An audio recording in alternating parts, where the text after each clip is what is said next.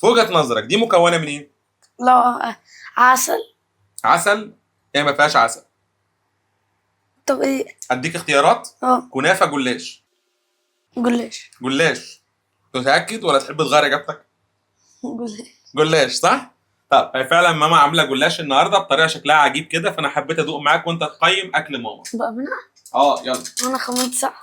لا، انت هتقول بقى مكوناتها ايه. الله. ماما بتقطع، هي طبعا نرميات مش هخش معاكم في الفيديو بس لا، ما انا هقطع قدرتش. لهم بس. ما قدرتش. لا هقطع لهم بس. ماشي. احنا مش بنجامل، انت هتجامل ماما؟ اوعى تجاملها مش هتاكلك تاني. خد انت بتاعتك اهي وانا بتاعتي اهي، خد شوكتك اهي. هات شوكتي. انت براحتك في دي وانا براحتي في دي. اوكي، اولا هي حلوه، الملمس شكله حلو يا نرمين. حاطه فيها كريم كراميل؟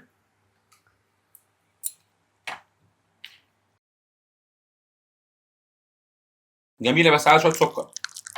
عماد انتوا عقدتوا الوقت مش حاطط ايده على بقه عشان انت حاطط على بقك ليه؟ امي. انا مش قوي كده. بس هما بيتريقوا عليك يا انطونيوس. طب ما اتريقوا، انا مالي. ايوه برافو، انت يا ابني انت ماشي بمبدأ في الحياه، ما يفرقش مع الموضوع ده.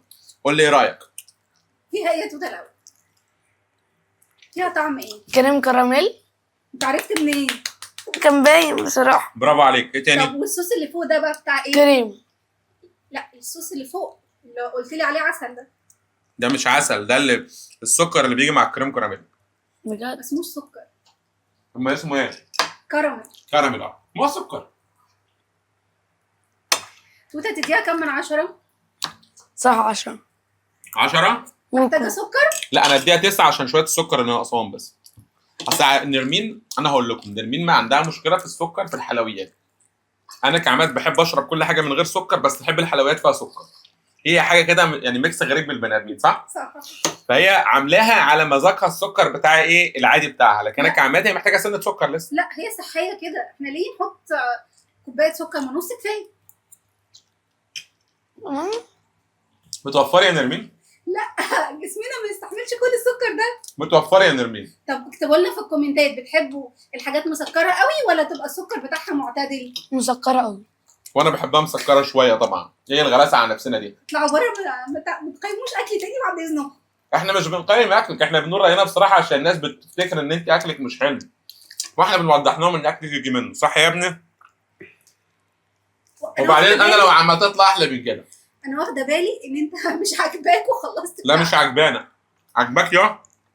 انا مش عارفه اكل. مش عاجبك صح؟ مش عارفه. مش عارفه اقطع اصلا. ايه؟ ما احنا مش بنقطع كده، بنقطع كده. بص